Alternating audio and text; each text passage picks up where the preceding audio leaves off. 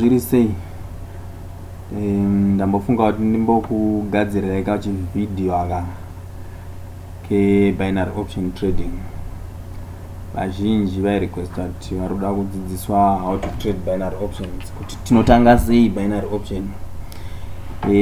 Binary option yakada kungofanana neforex. Zvakangozoti zvazosiyana mbichana because paforex unenge wakatargeta kuita profit nemovement inoitika mumarket kuti yafamba zvakakura sei nemapips akawanda sei, but binary option kungotarisa chete kuti direction iri kuenda market. Haufaniri kuva much worried nekuti yazofamba mapips mangani, but direction kuti yaenda here kwaunenge wapredicta kuti up or down. Pamaminutes aunenge waisa waselecta kuti ndiwauri kuda kuti move for that time. Saka ike zvino toda kutanga kubvira pakutanga kune vasingazive kuti unoregister sei, unostarta sei.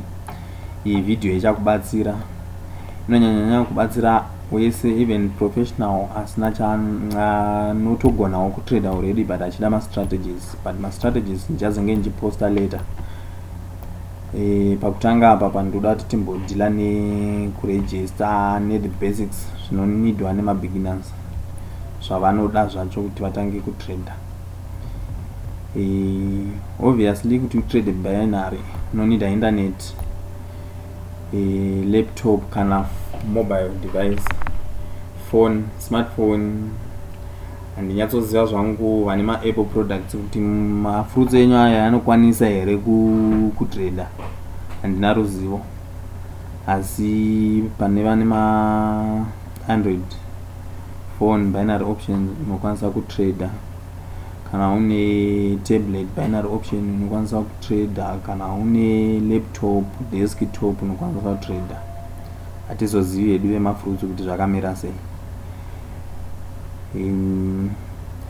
So sezvandambotaura kuti panodiwa internet nedevice rekushandisa pakutredesa.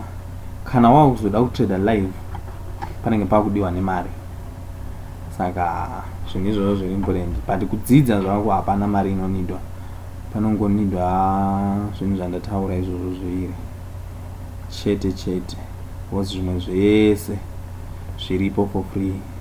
Nemalesson waya atinenge tichingokukandirai wedu munenge muchimawana for free. Saka next video ndichange ndakuratidzai kuti how do you register nezvimwe zvakadero dero.